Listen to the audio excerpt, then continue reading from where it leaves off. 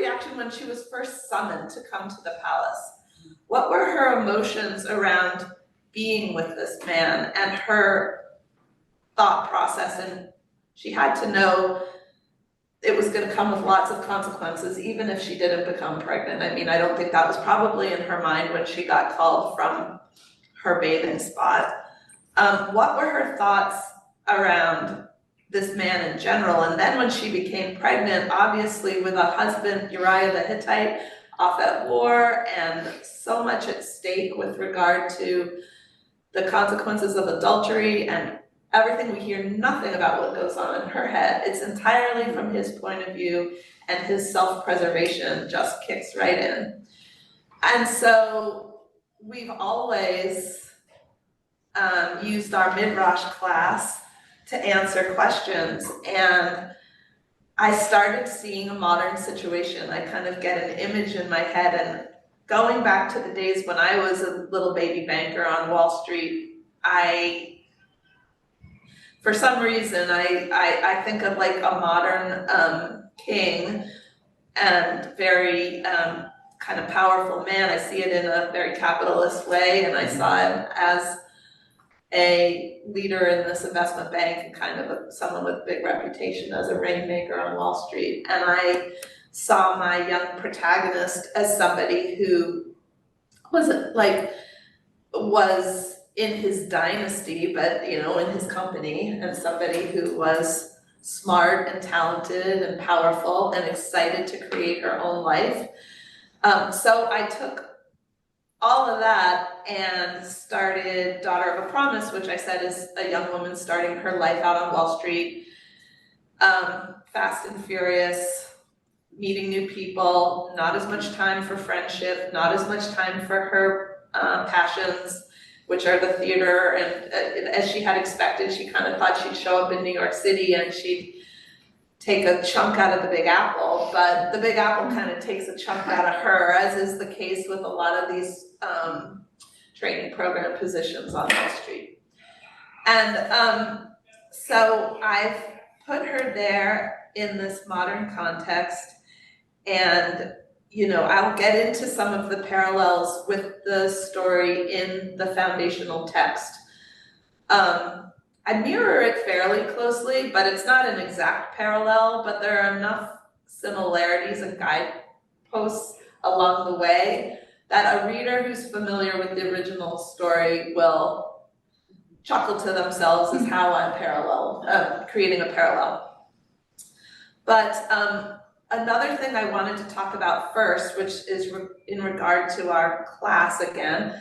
So when we studied David and Bathsheba, that may have been many years ago, but just last year we were studying King Solomon and Proverbs and and his wisdom writings.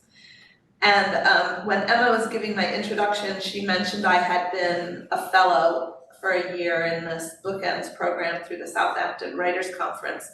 And that was an amazing process. The last 6 months of that class, I was matched up with a mentor, and my mentor was Scott Cheshire, who's also alluded a lot to the Bible in his writing. And do you know him? He's really cool. His method of teaching me was to throw, other classmates had mentors who just redlined their documents and gave them feedback, but he had me reading the first 2 or 3 pages of all sorts of short stories and all sorts of novels, because I was dead set on this first person point of view to really give this young woman a voice. But the reason that kept swirling around in the air is, why does she need to tell this story?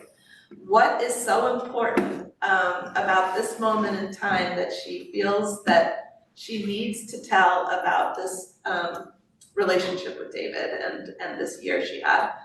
And as we were studying Solomon, it came to me that much later, or I don't know exactly how many years later, you might know, Elaine, but she stays with David and they have more children. One is Solomon, who will become the next king. And I imagine that deciding to stay with David and to have another child was as it would be for anyone who lost a child the first time around, a moment of great trepidation and hesitancy and concern. And so I got this idea that she's writing this letter to her unborn child, Solomon, who will ultimately carry the mantle of wisdom. And she's writing to him of a year that she experienced between June 2019 and June 2020. And she's writing to him about this year because it was such a year of tumult and growth and being broken open with sorrow and love and coming into her own wisdom. And she needed to write this letter to him in order to weave a wreath of wisdom about his head.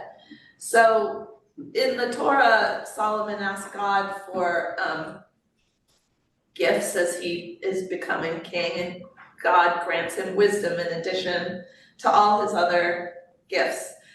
In my novel, the premise is the wisdom came from his mother.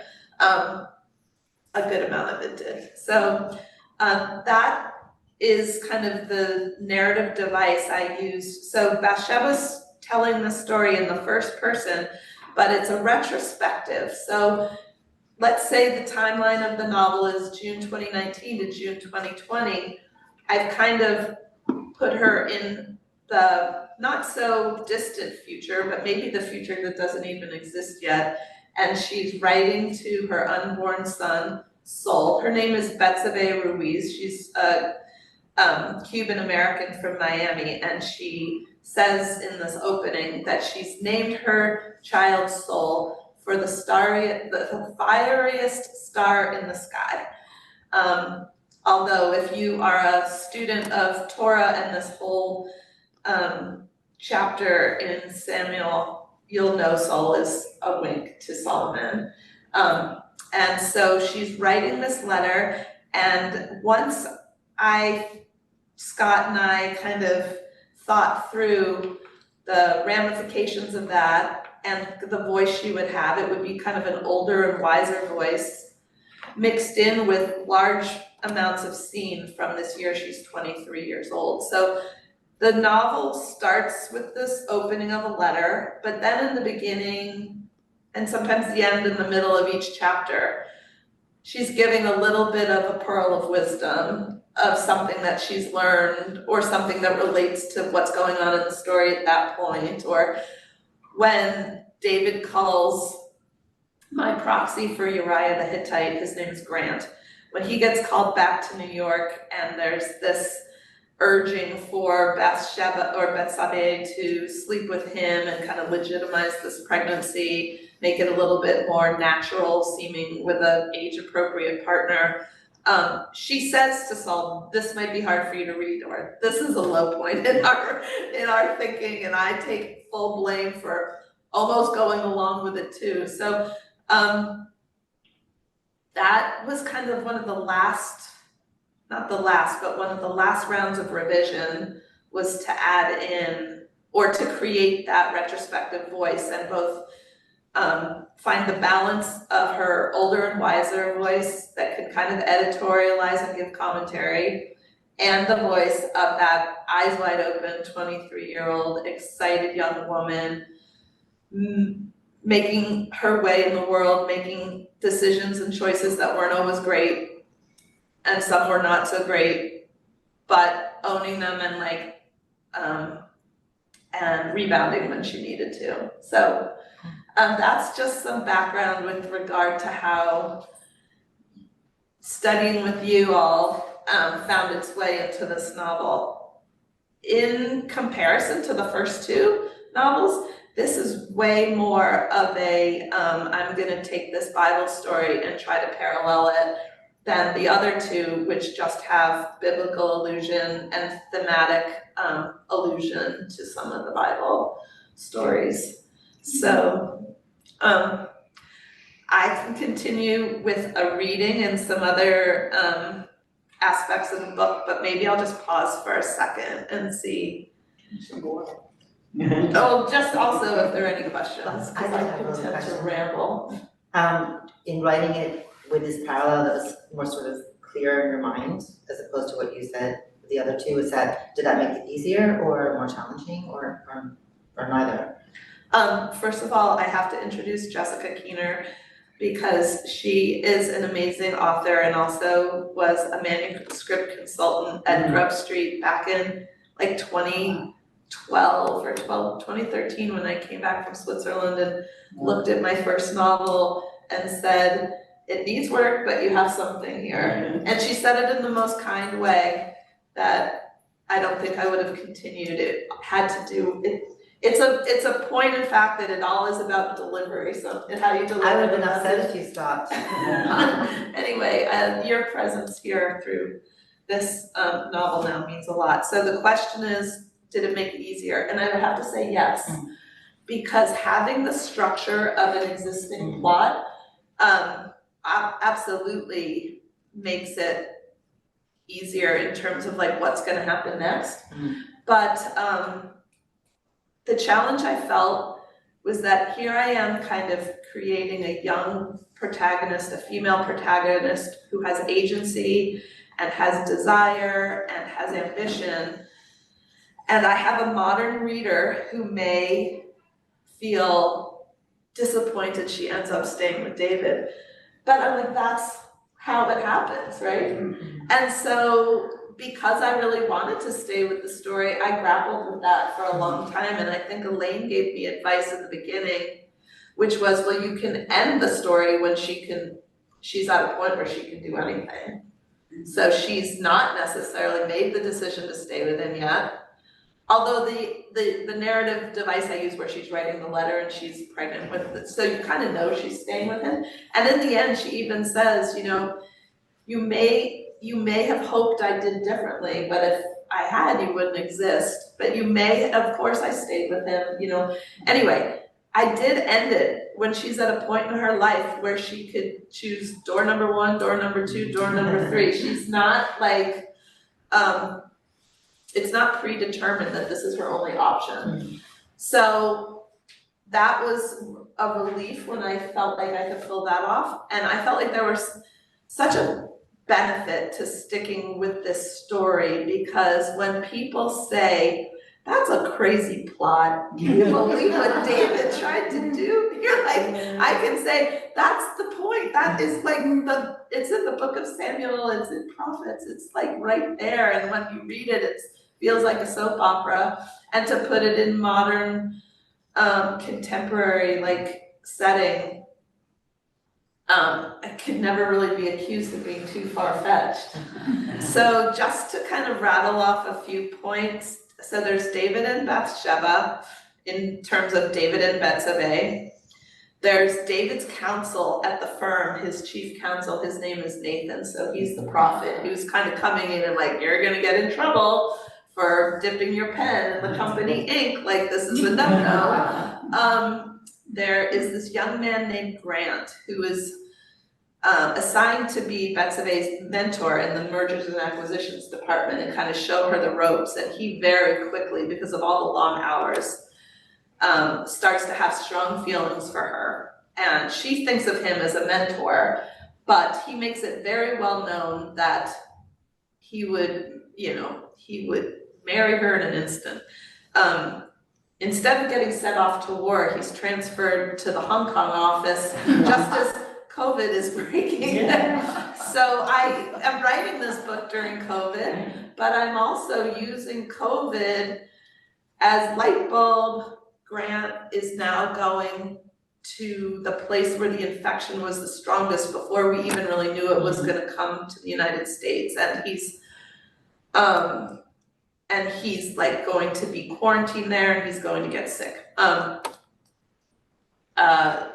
Then let's see, he gets called back. I just blanked on what I was going to say, but some of the other parallels are that in the Torah, Nathan uses the parable of the lamb when he is lecturing David as to his wrongdoing and saying, you know, you're like the farmer stealing your poor neighbor's lamb to have for yourself. And I've kind of flipped that on its side, but I do use a 4-legged animal in that there's this infestation of koi wolves, which are the kind of a modern name for a hybrid of coyotes and eastern coyotes and wolves that kind of infiltrate a suburban area and a college campus. And Betsabé's best friend and roommate, her family is dealing with the ramifications of these koi wolves, and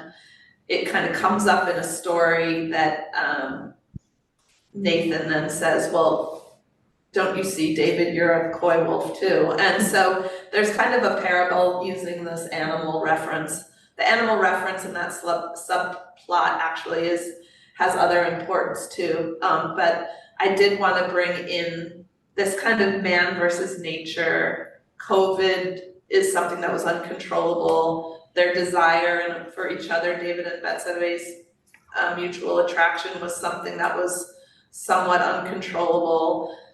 These wolves were somewhat uncontrollable. So there's recurring themes and images of natural or biological forces that aren't so easy for humans to just put in a box and control.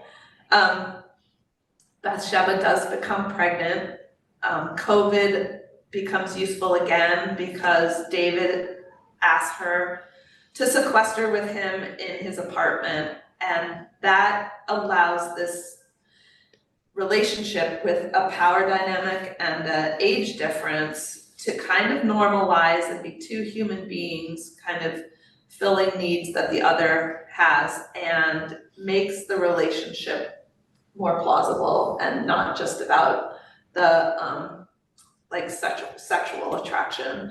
So I used COVID again in that realm. You know, in the original story, and I hope I'm not spoiling it for everyone because most of you have read this story, Bathsheba's first pregnancy ends tragically.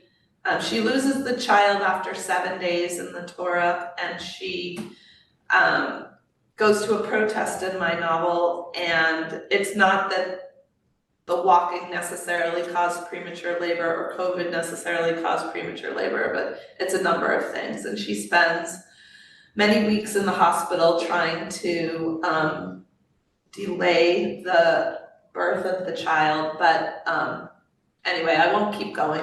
But this is a really important time in the novel because she goes from like being very centered on the world outside her and kind of these resume building definitions of success to being then sequestered with David to then being completely alone for a few weeks.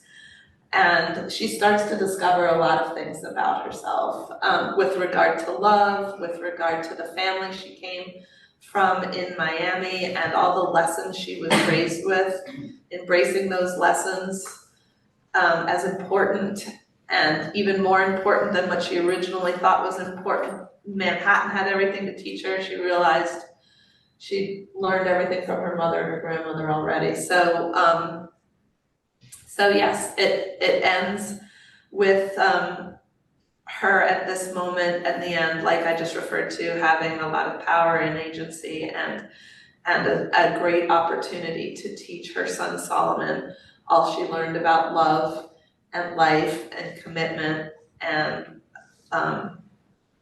a lot of things.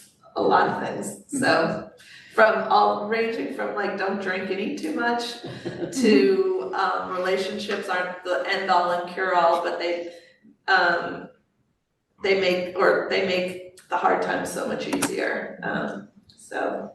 And Jeannie, I want to just add that we did study the Midrash on David and Bathsheba, and so there's not necessarily something specific, but there is Midrash that has its own story and its own perspective. So that was something that we looked at together, just seeing what was written and what happened. I think so much of everything we've done with Midrash and everything you've brought from the official canon of Midrash, it's kind of seeped its way into this somehow. Even if I can't like write the exact footnote of how we did it. Of course. The thing that I credit you the most with, Elaine, and I think everyone here would agree, is that the permission to do it.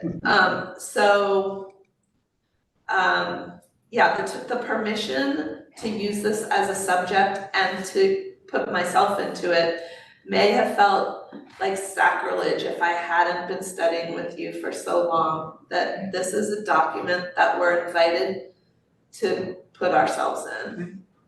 And I don't think I would have ever felt like this was something I could mess with unless I had been studying with you for so long. I don't know if others from our class have ever felt that permission. You let it be sort of open season. Yeah, right, exactly. Because the rabbis were Imagineers, like everything was open season, right? There was nothing that was untouchable in terms of what could be said, and even what was codified was not Midrash, it was law. And so that's the big difference. And we're so litigious in our own life, like whose idea was that, and what three notes did you put together that sounds like some other song somewhere, right? And the difference is that it's just this open door that you can really allows you to be creative. Yeah, it's such an open door in its brevity.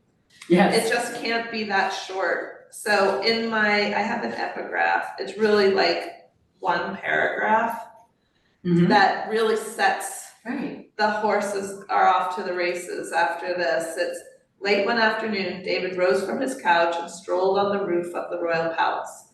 And from the roof he saw a woman bathing. The woman was very beautiful, and the king sent someone to make inquiries about the woman.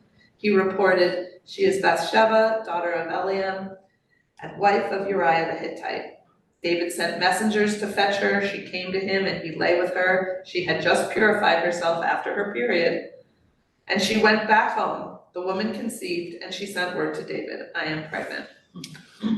So can I just say that I had a wonderful day yesterday because I spent most of the day reading the book, almost finished. But I, of course, read that introductory paragraph. And then when we got to the scene where you have David observing the swimming pool, I thought, aha. Yeah, I forgot, that's another. So he knows of her when she starts work. Yeah. But I really needed a scene where she'd be all wet and emerging from a bath. So early in her days at First Provident, the investment bank, one of the partners is having a barbecue at his like very grand suburban home, and she takes a train out from Grand Central, and she's kind of told her job is to play some drinking games with the other analysts, and then she makes her way away from that ping pong table and sits by a pool, only to have her inebriated coworkers throw her in the swimming pool. That is an interesting thing, because I was at a book event on Tuesday, and the person I was talking to talked about it entirely from the point of view of like sexual harassment and her then going to HR and what that was gonna mean. But I'm so glad you picked up on the fact that then David was on the roof and noticed her, and not long after had Grant get her out of there and had her like exit stage left. There will be no more humiliation of this young woman from being thrown in the pool. But that was my quintessential emerging from the water. Can I ask you another question? Yeah. Because this is a wonderful story. This is a story with great depth and lots of complications, and not to mention your obvious command of everything that happens in the financial sphere. Do you come from a tradition of storytellers? Oh, that's such a good question. I really can't say that I come from people who wrote stories, but I'm an only child, and I used to make up very elaborate make-believe situations. And then I would say my mother comes from a long line of great joke tellers and exaggerators. Is that a good way to say it? She knows how to deliver, she always knew how to deliver a punchline and how to kind of create the suspense. But I don't think there was a written tradition that I could point to in my family. But a lot of reading in my family, and also in John's family. mother was a big reader, and she and I would share novel suggestions back and forth. And I think I really started writing because I fell in love with certain novels and I wondered if I could do that. I had started with my job my job when I first moved back to Boston in like 1994 was working at Harvard Business School writing case studies, which have to be a certain formula of length and entertainment, but also lay out a business problem and keep these students entertained. They have to read like 5 of these a night, so they have to like do their job, but also leave open-ended questions for them to solve the case the next day. So I kind of fell in love with that as a vocation. And when I had my 3rd child and I was no longer working outside the home, still reading a lot, but thinking maybe this writing thing will work, And I have put in a lot of hours writing both personal essay and then deciding to turn it all into fiction because I could, just like my mother loved to do, exaggerate the truth. Yeah, and make it more dramatic. You're such a sweetheart for coming at all. It means a lot. I don't know when I'll see you again. I guess online in June. Yes, I'll see Okay, you. online Yes, in June. all right. Okay. Bye, everybody. Bye-bye. Just because I know it's hard to be online sometimes, I would invite anyone who's on Zoom to ask a question as well. Yes, you can all unmute yourself, so feel free to do that and chime in.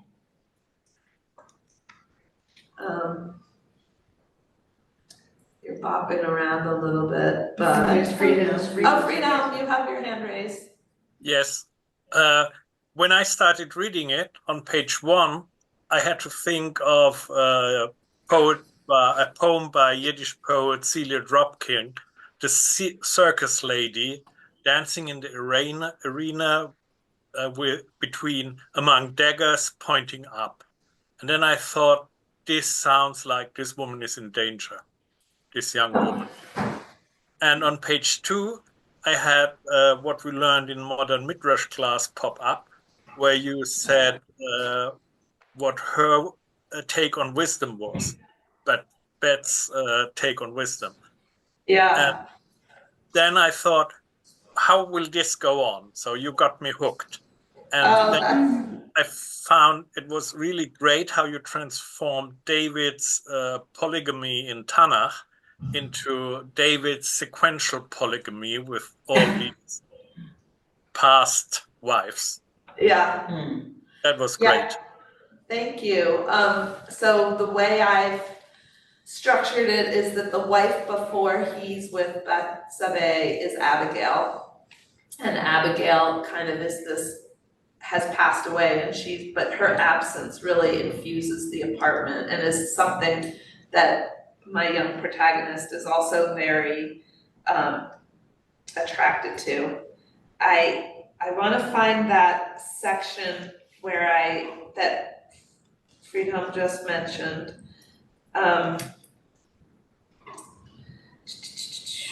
Well, let's see.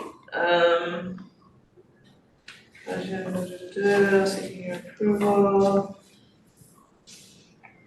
Okay, so she's saying to Saul, you might be naturally inclined to heed your father's discipline, but please don't ignore my teachings. With these words, I hope to weave a wreath of wisdom upon your head. Not cleverness, nor threats of splitting babies, but true wisdom, the kind that might repair the widening chasm between people, the kind that might remind us how to compromise and reinforce the power of love. Mm-hmm. So that's the splitting babies comment is another reference to Solomon, but Bible alert. what? Bible alert. Bible alert, right? We were John and I are doing this class and reading Middlemarch, and the splitting babies reference came up in our homework last time. But again, you'd be surprised how many folks, well, I guess you wouldn't be surprised, but a lot of people read this and that just goes way over their head, and a lot of people think that the pregnancy she has during this year with David is the same baby that she's writing to. And so that confusion is one that may just be indicative of a very fast reading, but people are surprised when, anyway, that's something that I don't think you all will fall victim to. Yeah, but thanks for that comment. So I did try to create enough allusions to the fact that this was a biblical retelling in that first chapter.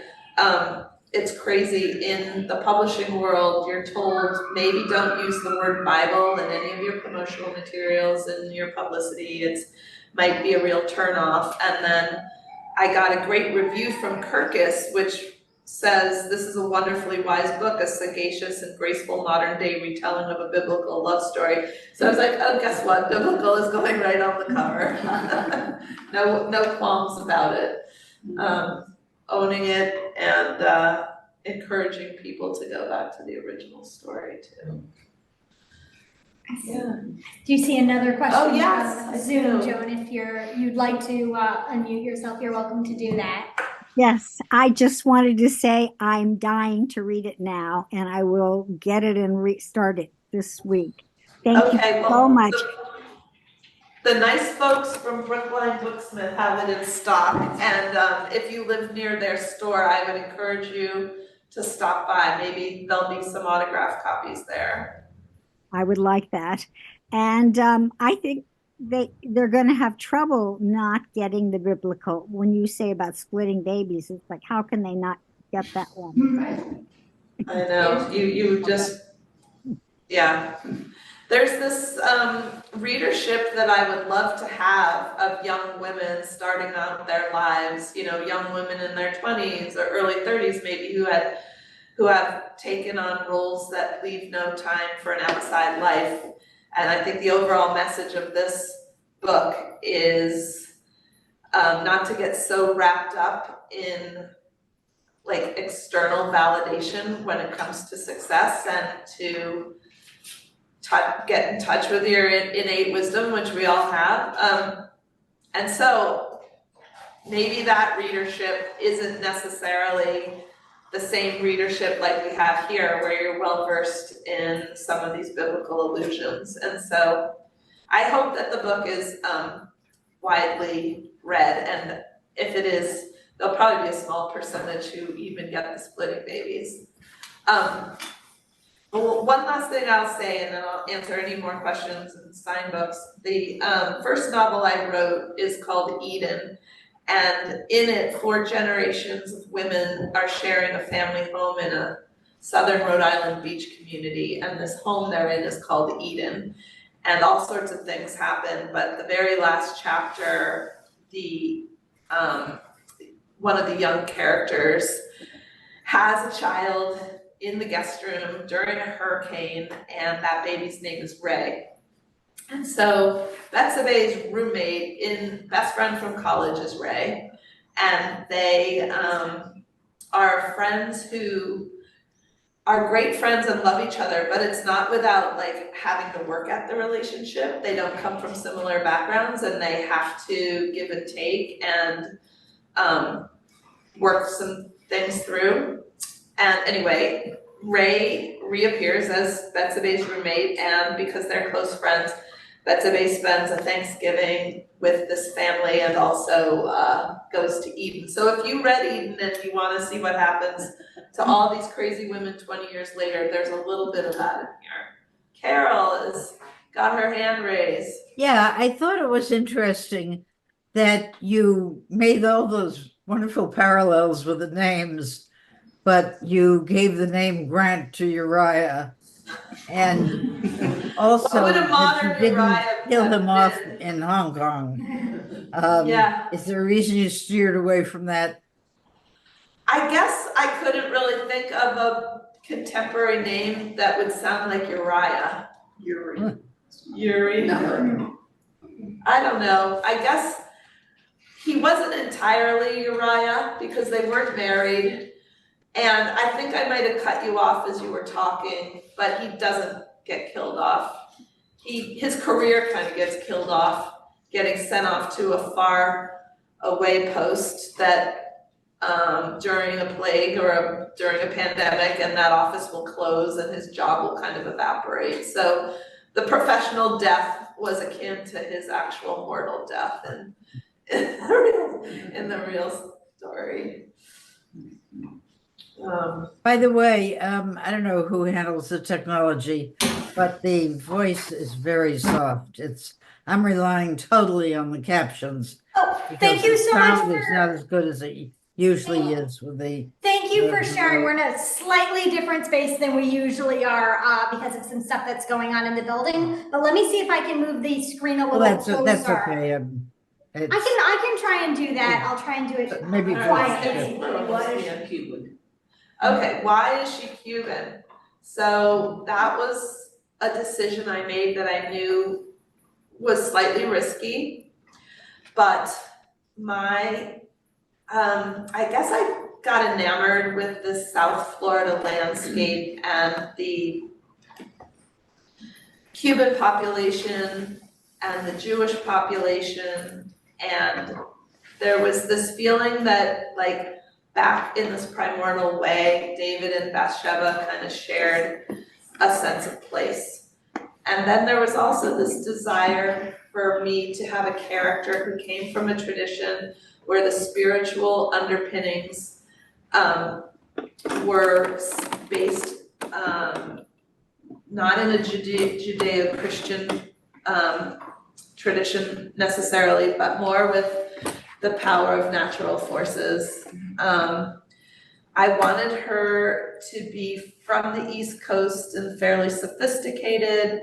So if I had thought of maybe bringing her from another part of the country and not have been Cuban, I don't know, I just didn't feel like she just brings a lot of richness with her character. She comes from a very strong familial clan, and that's also somewhat similar to David's, and a real work ethic. And I think the minute I started thinking about this story, I was working with a young woman who was Cuban, and I just got it in my head. And John and I spent a bunch of time in South Florida and Little Havana, and it got more and more in my head. And I knew that this was probably not the right cultural moment to be writing someone who wasn't the same heritage as I am, but I thought I want to do it, and I want to try to do it well, and I want to try to make this character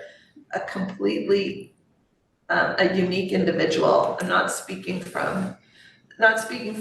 a group of people or a population. I'm like creating someone who has this like really rich background, but it's completely different than David's background. So I feel like with my publishing company, I had a little latitude to take a risk. I might have been completely dissuaded otherwise, but my publisher is, she took a read and she really loved the book, and this is something I'm excited to be doing, because for many years now, I don't think a lot of writers have been able to take the chance of writing from the point of view of someone who doesn't look exactly like them. Sad situation. I know. Friedhelm, you have another question. I think it's brilliant that you made her Cuban to bring in Yemaya from Santeria, the sea goddess that, for me, she mirrors Ashera, the sea goddess that was widely adored by Israelites. Oh wow! Cool. See, you're bringing in something that I hadn't even realized. But even from like travel in South America and being in places where the earth is worshipped, or volcanoes are worshipped, or the rainfall is worshipped, like I really wanted my character to have a belief system, or have been raised with that belief system. She really embraces it as an adult, but it also helps because one of the first deals or the deal she's working on at her investment bank in the beginning of the book flies in the face of man collaborating with nature and is more of a story of like big ag and chemicals. And so, yeah, I did see it as like another way to amplify Betsabé's, like she has these moral directives down deep, but she has to like break out of the onion and all the layers that are keeping her from tapping into that. Friedhelm, I want to have just like a one-on-one discussion with everything you just said. It's great, it's great. And one of the greatest joys is when people read your work and come upon things you hadn't thought of or teach you things or fill in the blanks. You know, you could do your own Midrash on the Midrash I did on the Midrash, you know. I think that's really, really cool. It brings me a lot of joy. You left a lot of white spaces to fill in. Oh, thanks. Well, you all are so nice to come out today.